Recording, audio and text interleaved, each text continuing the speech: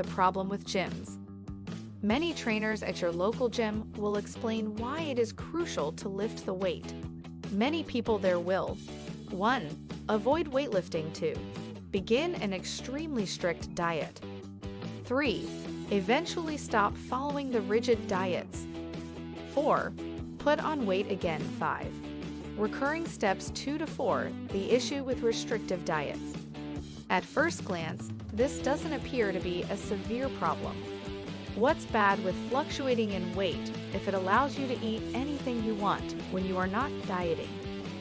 As a result of not lifting weights, the hypothetical person will lose a percentage of their muscle mass together with their weight. Altered body composition. In the course of gaining and losing weight while eating whatever they want, the same person who began at 180 pounds and 15% body fat in 20 may end up at 180 pounds and 30% body fat by the time they are 40. They have lost a lot of health over the past 20 years despite weighing the same and having the same BMI. This is one of the reasons that BMI is a poor gauge of the health.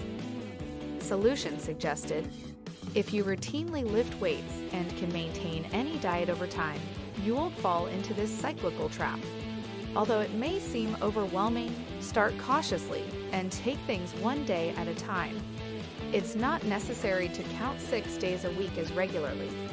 As long as you exercise consistently to maintain strong muscles, you can begin at a volume of 2 or 3 and increase or decrease it to meet your schedule.